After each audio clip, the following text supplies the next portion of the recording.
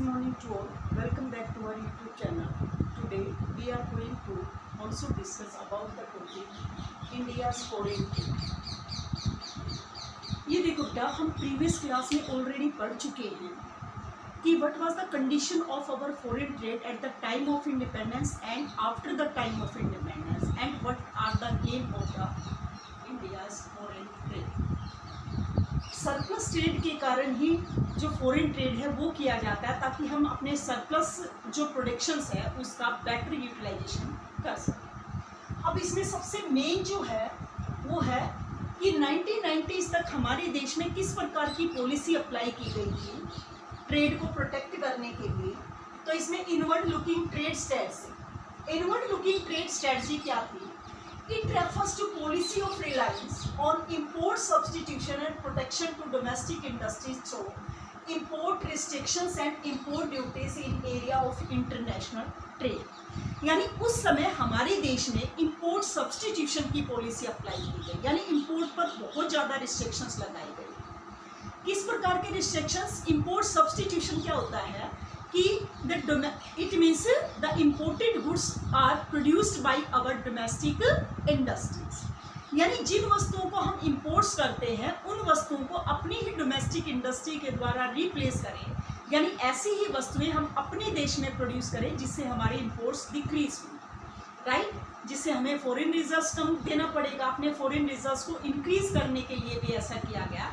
इसके साथ साथ डोमेस्टिक इंडस्ट्रीज को प्रोटेक्ट किया गया फ्रॉम द फॉरेन कंपटीशन, और इसके लिए इंपोर्ट ड्यूटी यानी हैवी इंपोर्ट ड्यूटी लगाई गई इंपोर्टेड गुड्स पर, और इसके साथ साथ क्वांटिटेटिव रिस्ट्रिक्शंस अप्लाई की गई, यानी इंपोर्ट कोटा डिसाइड कर दिया गया कि मैक्सिमम हम इतनी वस्तुओं का ही इंपोर्ट्स कर सकते हैं। तो इस प्रकार की पॉलिसी अप्लाई की गई ताकि हमारे देश में जो फॉरेन एक्सचेंज रिजर्व्स है वो इंक्रीज हो सके और हमारी जो डोमेस्टिक इंडस्ट्रीज है वो ज़्यादा से ज़्यादा प्रोटेक्ट हो सके, राइट, ताकि हमें कंपटीशन ना करना पड़े और हमारे देश के लोग विदेशी वस्तुएं परचेज ना करके, जैसे 1947 से पहले की सिचुएशन थी, जैसे हैंडीक्राफ्ट का प्रोडक्ट डिस्ट्रॉय हो गया था, तो उसको बचाने के लिए ये पॉलिसी अप्लाई की गई थी, लेकिन बाद में इसके नेगेटिव रिजल्ट थे।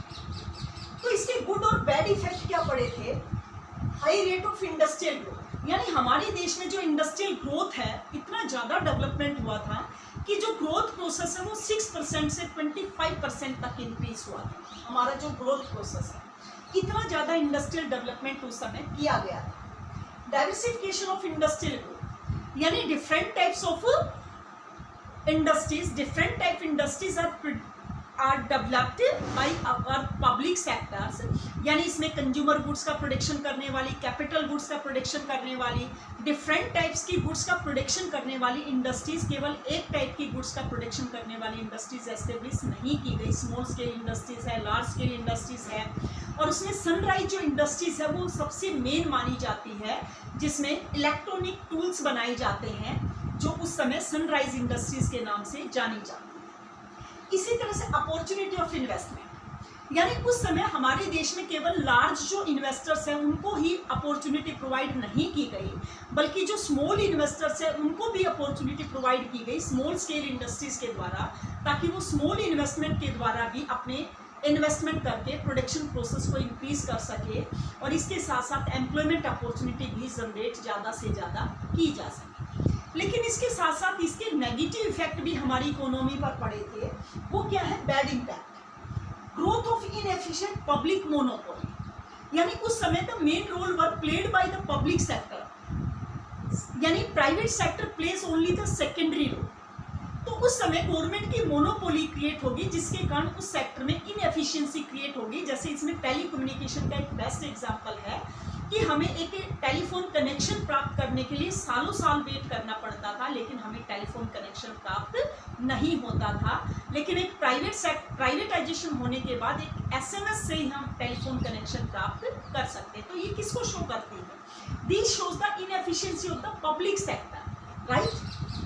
Lack of competition implies lack of modernization, हमारे देश में domestic industries were protected from the foreign competition, जिससे इंपोर्ट्स कम हो गया और हमारे देश में कंपटीशन खत्म हो गया।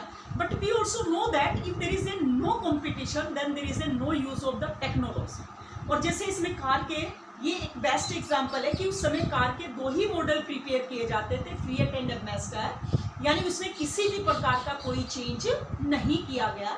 तो उस समय हमारे देश में प्रोडक्ट की क्वालिटी क्या हो गई, इतनी ज़्यादा डाउन आ गई कि हमारे एक्सपोर्ट्स बढ़ने की बजाय क्या हो गए, डिक्रीज हो गए। Indiscriminate spread of public sector, यानी the government realise that everything and anywhere we can, यानी the public sector can do for the social welfare. It means उसने प्राइवेट सेक्टर को इंक्लूड नहीं किया, उसने क्या चाहा कि जो कुछ भी होना चाहिए, जहां कुछ भी होना चाहिए, this can done only by the public sector, right. Even spread, आप ये कह सकते हो discriminate spread of the public enterprises. Even bread और शूज बनाने वाली जो इंडस्ट्रीज है वो भी पब्लिक सेक्टर में अपने अंडर में ले ली, इसका प्राइवेट सेक्टर को नहीं सौंपा गया। तो ये एक तरह से कह सकते हैं बहुत ही भेदभावपूर्ण तरीके से गवर्नमेंट के द्वारा, यानी जो पब्लिक यानी इंडस्ट्रियल सेक्टर है उसका डेवलपमेंट किया गया। Economical unviable state enterprises, it means economical unviable क्या होता है, इट मीन्स कोई भी इंडस्ट्रीज अगर हैवी लॉस में चली जाती है तो उसको तुरंत क्लोज कर दिया जाता है। This can be applied in case of the private sector. अगर कोई भी प्राइवेट कंपनीज है अगर वो लॉस में जा रही है तो उसको तुरंत क्लोज कर दिया जाता था, but these were not applied in case of the public sector because of the political compulsion, यानी राजनीतिक प्रेशर होने के कारण गवर्नमेंट सेक्टर के केस में ऐसा नहीं किया गया, क्योंकि गवर्नमेंट को पता था कि अगर वो ऐसा कर देंगे तो जो वर्कर हैं उनके खिलाफ हो जाएंगे। तो इसका रिजल्ट क्या निकला कि 1990s तक हमारे देश में मोस्टली जो पब्लिक इंटरप्राइजेस थी वो इतने हैवी लॉस में जा चुकी थी, यानी जिसको कंप्लीट करना बहुत ही टिपिकल था। तो यही मेन रीजन था कि जिसके कारण हमारे देश में जो न्यू इकोनॉमिक रिफॉर्म्स है उसको अप्लाई किया गया। इसकी इनएफिशिएंसी के कारण, पब्लिक मोनोपोली के कारण इसमें करप्शन लीकेज बहुत ज़्यादा मात्रा में अराइज हो गया, जिससे हमारे देश में जो फॉरेन एक्सचेंज रिजर्व्स को बढ़ाने का मोटिव था वो और भी ज़्यादा डाउन हो गया। इवन हमारे पास 10 डेज की इंपोर्ट्स पेमेंट के लिए भी फॉरेन एक्सचेंज रिजर्व्स अवेलेबल नहीं। तो कहने का अभिप्राय ये है कि इसके बहुत ज़्यादा नेगेटिव इफेक्ट पड़े और इसी के कारण हमारे देश में जो न्यू इकोनॉमिक रिफॉर्म्स है उसको अप्लाई किया गया, जिसके कारण हमारे देश में काफ़ी अधिक इम्प्रूवमेंट हुई।